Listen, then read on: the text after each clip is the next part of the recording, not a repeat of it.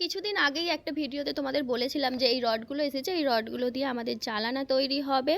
তো মিস্ত্রিটার হাতে কাজ থাকাকালীন বেশ ঘোরাচ্ছিল আমাদের।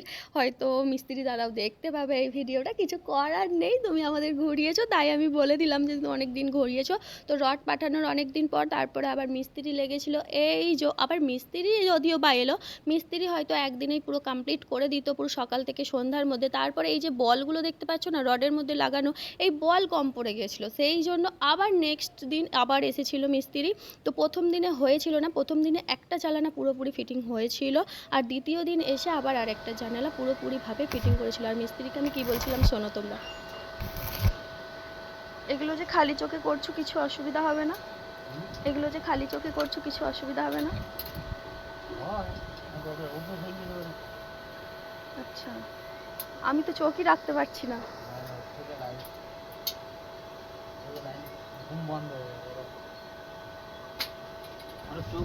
প্রথম দিন তো একটা জানালা পুরোপুরি ফিটিং হয়ে গেছিলো, দ্বিতীয় দিন এই বলটার জন্য বাকি ছিল, আর পরে মানে এসে কিছু সময় কাজ করার পর পুরোপুরি কাজটা হয়ে গিয়েছিল। তারপরে পালা ছিল ওয়েট করার, এগুলো সম্পূর্ণ ওয়েটের হিসাবে মানে টাকা দেওয়া হবে। দেখতেই পাচ্ছ ওয়েট কতটা হলো। তারপরে যে দেয়ালের দিকে যে ঢুকে থাকে সেইগুলো একটু মানে বেড়েছিল, যেই ওয়েটটা হয়েছে তার থেকে আর কিছুটা ওয়েট বেড়েছিল। সবটা পুরোটাই কিলো দরে, এটা কোনো পিস টিস ব্যাপার না, প্রত্যেকটা কিলো দরে হিসেব করেই হয়েছে। দুটো জ্বালানায় ওয়েট করা হলো, দেখতেই পেলে কীরকম পুরো একই রকম, একটু 19-20।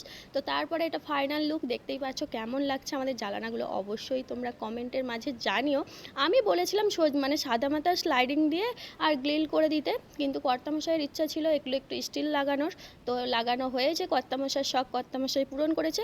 তো কেমন হয়েছে অবশ্যই জানিও গ্রিলগুলো আমাদের। টাটা।